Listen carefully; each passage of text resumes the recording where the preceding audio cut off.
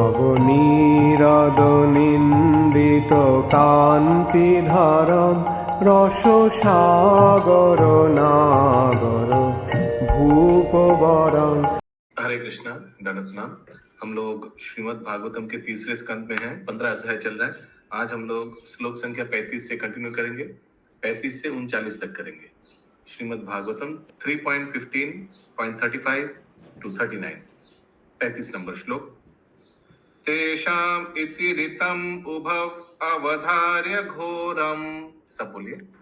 तेषामिति ऋतं भाववधार्य घोरम् ब्रह्मदण्डमनिवारणमस्त्रपूगे तं ब्रह्मदण्डमनिवारणमस्त्रपूगे सद्यो हरिरनुचरुर्बिभर्यस्ततत् सद्यो हरिरनुचरावुरुबिभर्त्यतस्तत्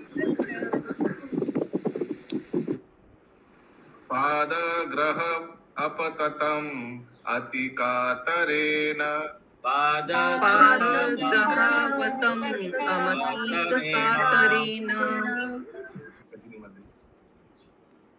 जब वैकुंठ लोक के द्वारपालों ने, जो कि सचमुच ही भगवत भक्त थे, यह देखा कि वे ब्राह्मणों द्वारा शापित होने वाले हैं, तो वे तुरंत बहुत भयभीत हो उठे और अत्यधिक चिंतावश ब्राह्मणों के चरणों पर गिर पड़े, क्योंकि ब्राह्मण के शाप का निवारण किसी भी प्रकार के हथियार से नहीं किया जा सकता।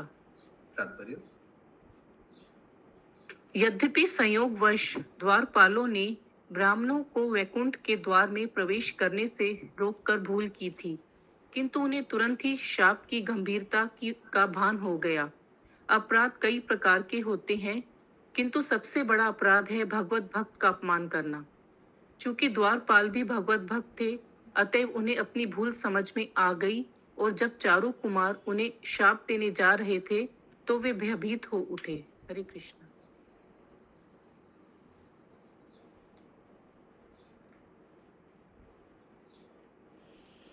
अगला श्लोक 36 नंबर। भूयादघोनि भगवद्भिर् अकारिदण्डो भगवद्भरितकारिदण्डो यो नो हरेत सुरहेलनमप्यशेषम्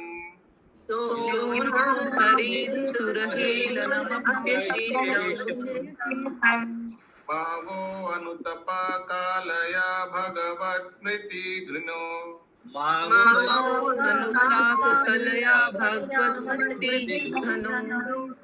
मोहो भवेत् इह तु नो व्रजतोर अधो अध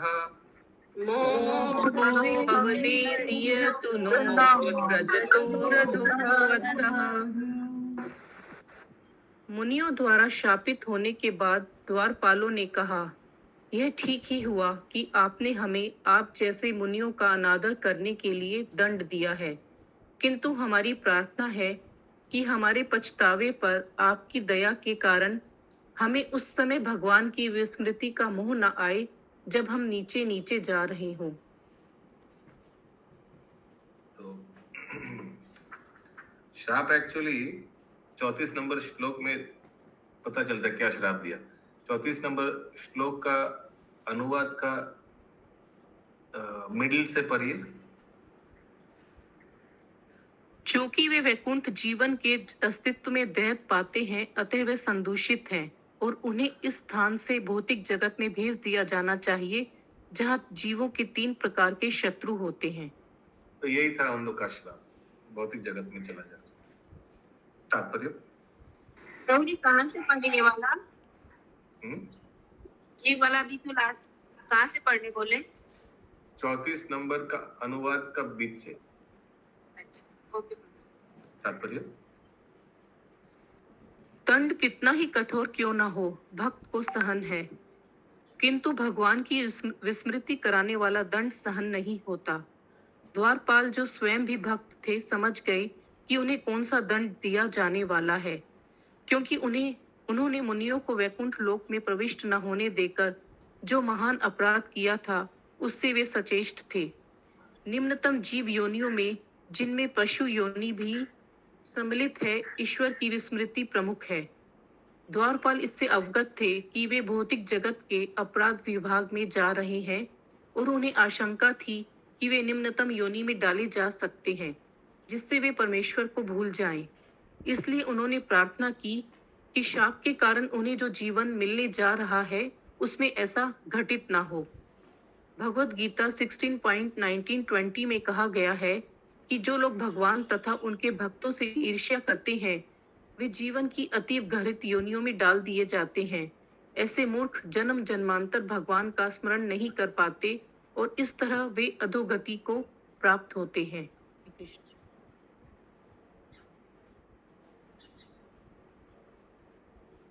Yes, any question? अगला श्लोक 37 नंबर। एवं तदैव भगवान रविन्द्रनाभ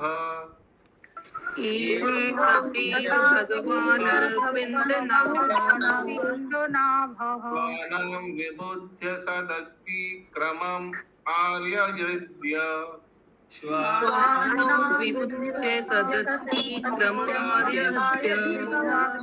तस्मिन् ययो परमहंस महामुनीनाम्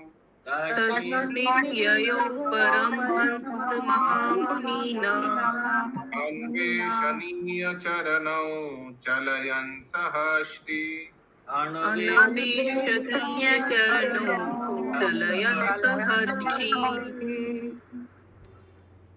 नाभि से उगे कमल के कारण पद्मनाभ कहलाने वाले तथा सदाचारियों की प्रसन्नता के रूप भगवान को उन संतों के प्रति अपने ही दासों के द्वारा किए गए अपमान का उसी क्षण पता चल गया।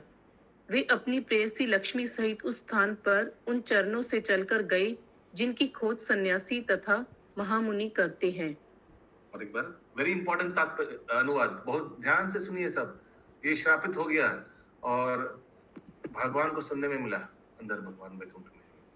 या फिर से नाभि से उगे कमल के कारण पद्मनाभ कहलाने वाले तथा सदाचारियों की प्रसन्नता के रूप भगवान को उन संतों के प्रति अपने ही दासों के द्वारा किए गए अपमान का उसी क्षण पता चल गया।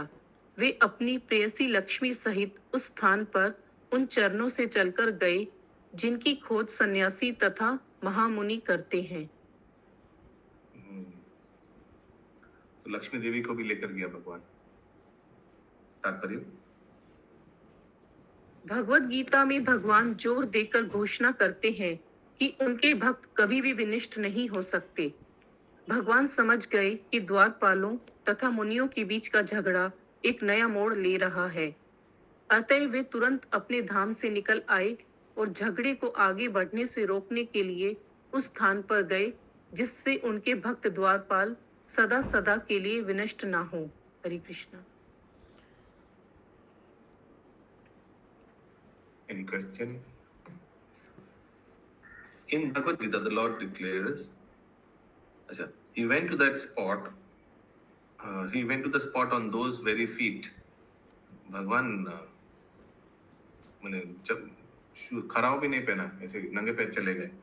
He went to that spot on those very feet, sought for the recluse and great sages, जो चरणों को साधु लोग तपस्या करते हैं।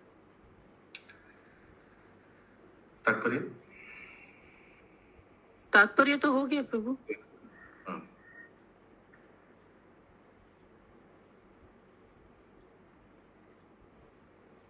38 नंबर श्लोक। तं तागतं प्रति ऋतौ पैकं स्वपुंभिः तं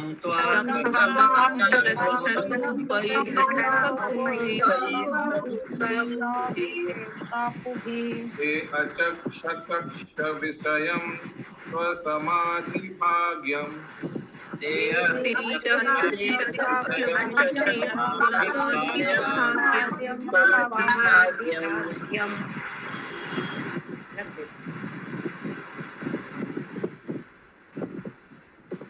अंसा श्रियोर्भजनयो शिववायुलोलात्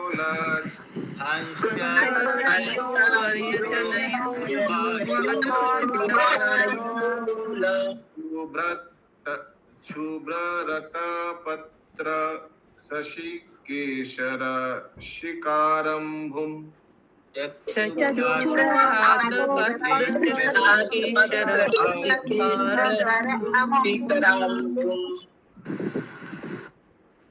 सनक इत्यादि मुनियों ने देखा कि भगवान विष्णु जो भावमय समाधि में पहले उनके हृदयों के भीतर ही दृष्टिगोचर होते थे, अब वे साकार रूप में उनके नेत्रों के समान दृष्टिगोचर हो रहे हैं।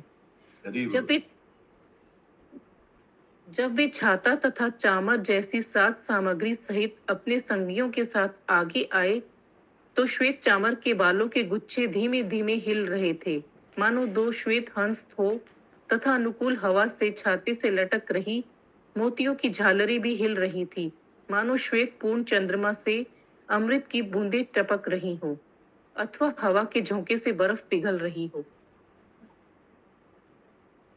As he came forward, accompanied by his own associates, bearing और paraphernalia such as an umbrella and a chamar fan, तो भगवान अपने एसोसिएट पार्षद के साथ आगे बढ़ रहे थे उन लोग की तरफ, और पार्षदों के हाथ में छाता था, चामर था भगवान के लिए. The white bunches of hair moved very gently, like two swans. The white bunches of hair, okay. And due to their favorable breeze, the pearl garlanding the umbrella also moved. So, white bunches of hair माने वो जो चामर का जो गुच्छा है वैसे से हिल रहा था, और छाता में भी मोती का कुछ डिजाइन था, वो भी हिल रहा था, umbrella. And due to the favorable breeze, the pearls garlanding the umbrella also moved, like drops of nectar falling from the white full moon, or ice melting due to a gust of wind. Yes, Saroj Mataji. Karvi Mataji. হরে কৃষ্ণ প্রভু। প্রভু ওই অনুবাদের প্রথম লাইনটা পূর্বে যাকে কেবল সমাধি যোগে তাদের হৃদয় অভ্যন্তরে দর্শন করেছিলেন, সেই পরমেশ্বর ভগবানকে সনক প্রমুখ ঋষিগণ তাদের চক্ষুর দ্বারা প্রত্যক্ষভাবে দর্শন করলেন। এইটা একটু কোন জায়গাটা বুঝতে পারছেন? এটা তো একদম ক্লিয়ার। এতদিন ওনারা ধ্যানই ছিল, ভগবানের নিরাকার রূপকে ধ্যান করতো, এখন সাক্ষাৎ ভগবানকে চোখের সামনে দেখতে পাচ্ছে। अच्छा अच्छा। तात्पर्य इस श्लोक में अचक्षत अक्ष विषयम शब्द आया है। भगवान सामान्य नेत्रों से नहीं दिखते, किंतु अब वे कुमारों के नेत्रों को दृष्टिगोचर हो रहे थे। अन्य महत्वपूर्ण शब्द समाधि भाग्यम है। जो ध्यान करता अत्यंत भाग्यशाली होते हैं, वे योग विधि द्वारा भगवान के विष्णु रूप को अपने हृदयों में के भीतर देख सकते हैं, किंतु उन्हें साक्षात तो समाधि भाग्यम जो ध्यान में है वो परमात्मा को ध्यान दर्शन कर सकते हैं with their hearts by process of yogic process. भाभी साक्षात दिख रहा था। ये आगे किंतु उन्हें साक्षात देखना दूसरी बात है। यह केवल शुद्ध भक्तों के लिए ही संभव है। अतः कुमारों ने जब देखा कि भगवान अपने संगियों सहित आ रहे हैं जो छाता तथा चामर लिए हुए हैं, तो वे आश्चर्यचकित रह गए कि वे तो भगवान का साक्षात दर्शन कर रहे हैं। ब्रह्म संहिता में कहा गया है कि ईश्वर प्रेम में उच्चस्थ भक्तगण अपने हृदयों के भीतर सदैव भगवान श्याम सुंदर का दर्शन करते हैं, किंतु जब वे परिपक्व हो जाते हैं तो वही भगवान साक्षात उनके समक्ष दिखते हैं। सामान्य जनों को भगवान दृश्य नहीं है, किंतु जब कोई भगवान के पवित्र नाम की महत्ता को समझ सकता है और कीर्तन तथा प्रसाद आस्वादन द्वारा जीव से आरंभ करके भगवत भक्ति में अपने को लगाता है, तो धीरे धीरे भगवान स्वयं उसमें प्रकट होते हैं। इस तरह भक्त निरंतर भगवान को अपने हृदय में देखता है और अधिक। तो भगवान प्रकट होता है माने भगवान हृदय में प्रकट होता है, तो वो परमात्मा को दर्शन कर सकते हैं हृदय में, चतुर्भुज नारायण रूप में। आगे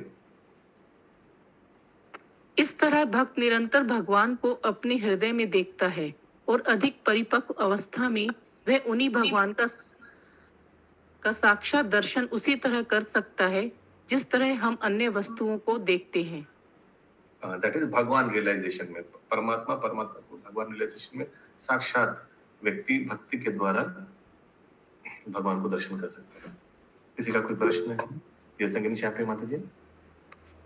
यस प्रभु, जैसे आप बोले कि चतुर्भुज रूप में दर्शन करता, तो फिर प्रभु जैसे कोई भक्त का कोई और रूप में रहेगा तो उस रूप में ना दर्शन करेगा भगवान का, मेरे ख्याल से। परमात्मा योगी लोग तो चतुर्भुज परमात्मा का ध्यान करे तो चतुर्भुज भक्त लोग के बारे में तो कभी बोला ना। भक्त लोग के बारे में तो नहीं बोला मैंने। भक्त लोग तो जो साक्षात वही रूप में आएगा।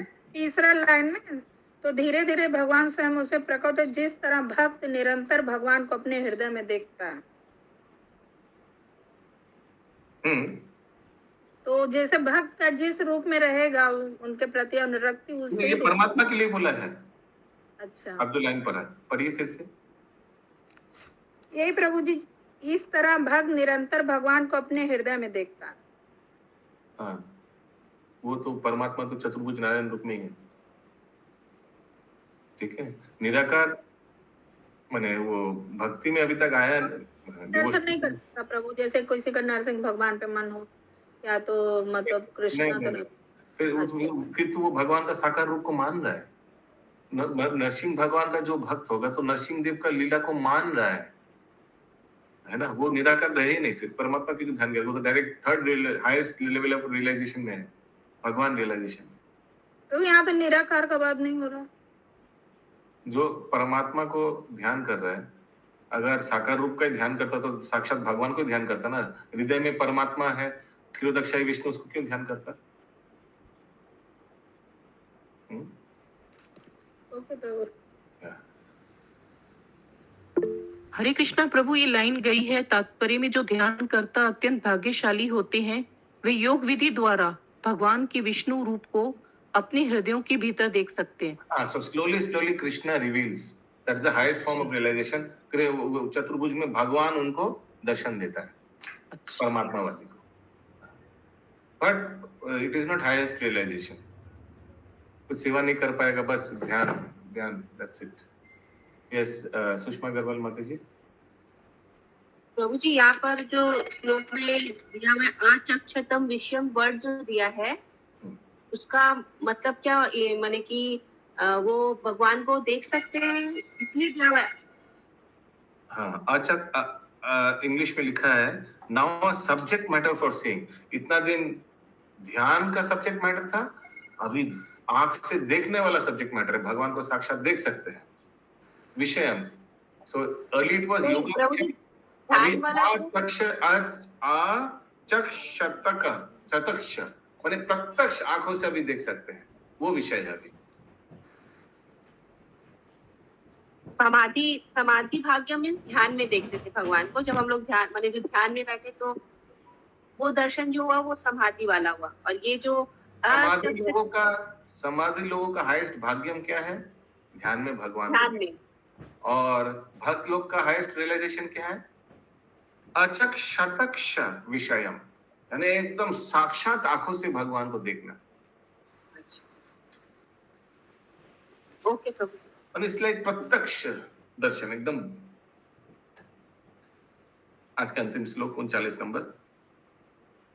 कृष्ण प्रसाद सुमुखम स्पृहनीय धाम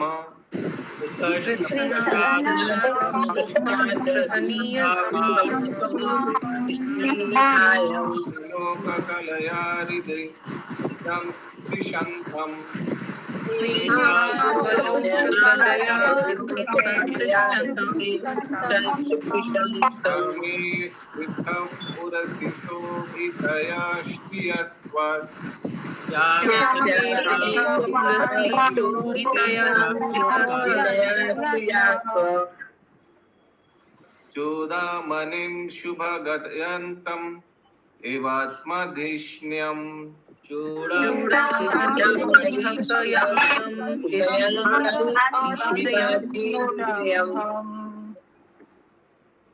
भगवान सारे आनंद के आगार हैं।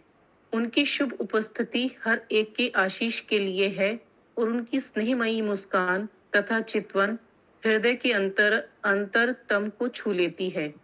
भगवान के सुंदर शरीर का रंग श्यामल है और उनका चौड़ा वक्ष स्थल लक्ष्मी जी का विश्राम स्थल है और जो समस्त सर्ग लोक के शिखर रूपी संपूर्ण आध्यात्मिक जगत को महिमा मंडित करने वाली है। इस तरह ऐसा प्रतीत हो रहा था मानो भगवान स्वयं ही आध्यात्मिक जगत के सौंदर्य तथा सौभाग्य का विस्तार कर रहे हों। The Lord's beautiful body color is blackish, and his broad chest is the resting place of the goddess of fortune, who glorifies the entire spiritual world, the summit of all heavenly planets. Thus, it appeared that the Lord was personally spreading the beauty and good fortune of the spiritual world. तात्पर्य? Yes, Abhish Prabhu. जब भगवान हरे कृष्ण प्रभु जी, ये अनुवाद में जो आया कि glorify कर रहे हैं वो स्पिरिचुअल वर्ल्ड को, ये किसके लिए बोल रहे हैं? लक्ष्मी जी के लिए ना भगवान के लिए? कि हिंदी में जैसे पढ़ रहे उसमें तो आ गया कि वो लक्ष्मी जी को पहले बोल के उन्हीं के साथ में जोड़ रहे हैं। नहीं, भगवान क्या प्रश्न क्या ग्लोरीफाई कर रहे हैं? वो जो अभी लाइन आया ना कि स्वर्ग के ये इसको मतलब वो लक्ष्मी जी का पहले वर्णन आता है, उसके बाद में बोल रहे हैं कि वो महिमा मंडित कर रहे हैं। तो बुक नहीं है तो मेरे पास में resting place of goddess of fortune who glorifies the entire spiritual world, the summit of all heavenly planets. The Lord's beautiful body, ये वाला ही लाइन है क्या? हाँ, The Lord goddess of fortune के लिए बोल रहे हैं कि जो glorify कर रहे हैं spiritual world को। Okay. The Lord's beautiful body color is blackish, and his broad chest is the resting place of goddess of fortune, who जो यानी goddess of fortune ही होगा, glorifies the entire spiritual world, the summit of all heavenly planets.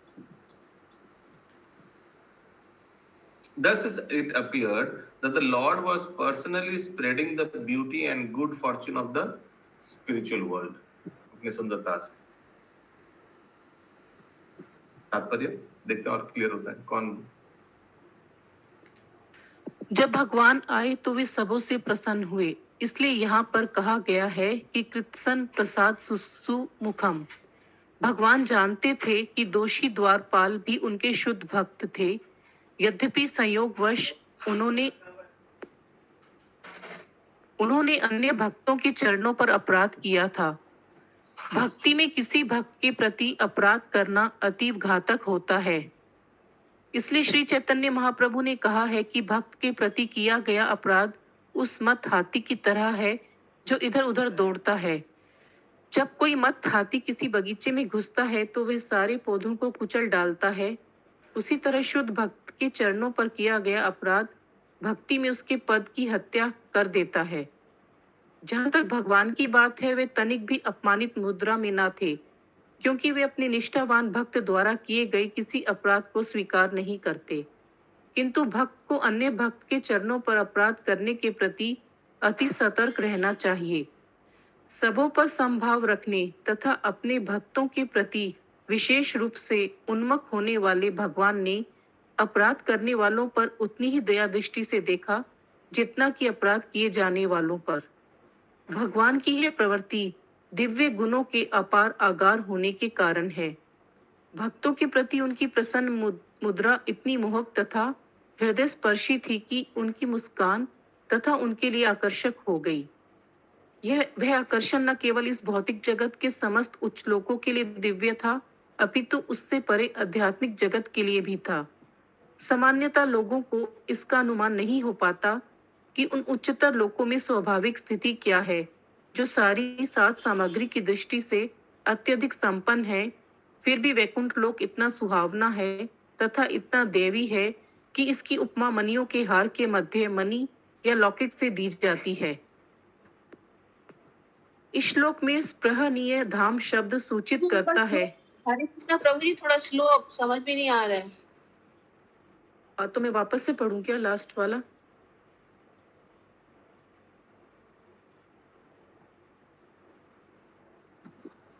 इस श्लोक में स्पृहनीय धाम शब्द सूचित करता है कि भगवान समस्त आनंद के आगार हैं, क्योंकि उनमें सारे दिव्य गुण पाए जाते हैं। यद्यपि जो लोग निर्विशेष ब्रह्म में तद आकार होने के आनंद के लिए ललायित रहते हैं। वे उनमें से केवल कुछ ही गुणों की कामना करते हैं, किंतु ऐसे भी कुछ इच्छुक हैं जो भगवान के दासों के रूप में उनका साक्षात सानिध्य चाहते हैं। भगवान इतने दयालु हैं कि वे हर एक को शरण देते हैं, चाहे वे निर्विशेषवादी हो या भक्त हो।